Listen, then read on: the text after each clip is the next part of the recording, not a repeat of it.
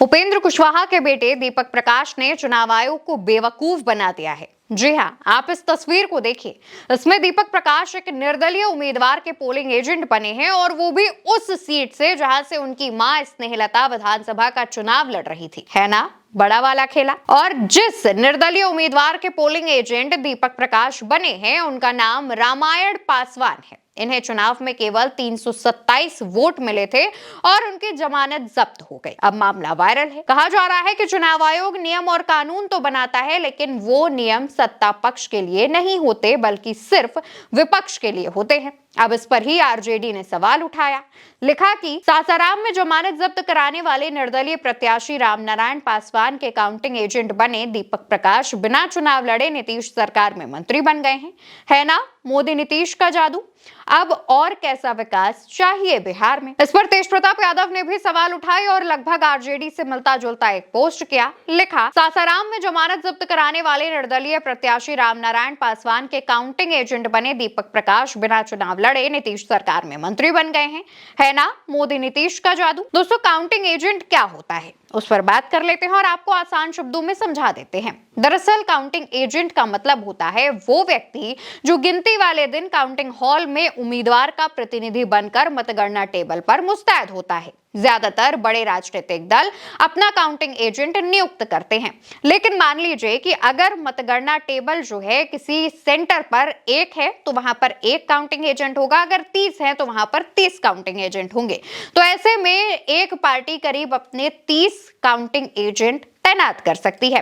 इस पर जो है इसको लेकर के जानकारी जो सामने आती है उसके मुताबिक ज्यादातर जो बड़े राजनीतिक दल होते हैं, बड़ी पार्टियां होती हैं, वो अपना काउंटिंग एजेंट बनाती है। इसके लिए एक पास बनाया जाता है और इस पास पर रिटर्निंग ऑफिसर के साइन होते हैं। लेकिन सवाल यह है कि जब सासाराम में दीपक की मां स्नेहलता चुनाव लड़ रही थी तो फिर दीपक रामायण पासवान नाम के निर्दलीय उम्मीदवार के एजेंट क्यों बने?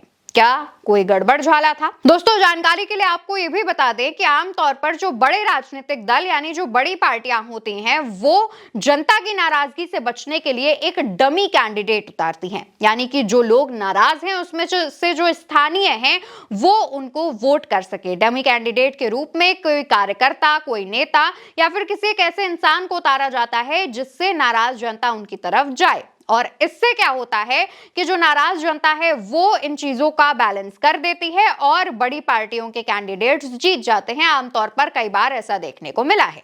जब सासाराम विधानसभा सीट से ये जानकारी सामने आई कि जहां एक तरफ स्नेहलता जो करीब 1 लाख वोटों के अंतर से जीत गई हैं, उनकी ही सीट पर उनके ही बेटे एक निर्दलीय उम्मीदवार के काउंटिंग एजेंट बने थे, तो सवाल उठने लगे कि क्या स्नेहलता को जताने के लिए ये कोशिश की गई?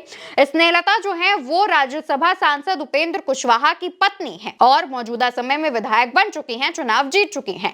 लेकिन सवाल उठ रहे हैं कि स्नेहलता की सीट पर ही दीपक प्रकाश जो कि उनके बेटे हैं वो निर्दलीय उम्मीदवार के काउंटिंग एजेंट बने थे। क्या इस पर चुनाव आयोग की नजर नहीं थी? और इसको लेकर अब जब सवाल उठ रहे हैं तो चुनाव आयोग जवाब क्यों नहीं दे रहा है? क्या दीपक प्रकाश अपनी मां के खिलाफ जाकर के निर्दलीय उम्मीदवार को सपोर्ट कर रहे थे, जबकि काउंटिंग आरओ का काम बेहद संवेदनशील होता है? लेकिन क्या काउंटिंग में कोई गड़बड़ी भी हुई है? इस पर भी अब सोशल मीडिया पर सवाल उठाए जा रहे हैं। हालांकि इस पर अभी तक उपेंद्र कुशवाहा या उनके सुपुत्र दीपक का कोई बयान सामने नहीं आया है, लेकिन कहा यह जा रहा है कि दीपक अपने बचाव में ये कह सकते हैं कि लोकतंत्र में उनका ये अधिकार है कि वो चाहे जिसे सपोर्ट करें। हालांकि निर्दलीय उम्मीदवार रामायण पासवान का बयान जरूर सामने आया। उन्होंने दीपक की तारीफ करते हुए कहा कि अच्छी बात है, मेरे पोलिंग एजेंट बने दीपक को मंत्री का पद दिया गया बिना चुनाव लड़े। पोलिंग एजेंट के सवाल पर कहते हैं कि दीपक प्रकाश उनके काउंटिंग एजेंट इसलिए बने क्योंकि रामायण पासवान ने उनकी मां स्नेहलता कुशवाहा को अपना समर्थन दिया था। दोस्तों, बयान में चाहे जो कहा जाए, लेकिन जनता सब समझ रही है कि निर्दलीय उम्मीदवार का पोलिंग एजेंट बनकर कौन किसकी मदद कर रहा था और चुनाव आयोग चुपचाप बैठकर बस खेल देख रहा था।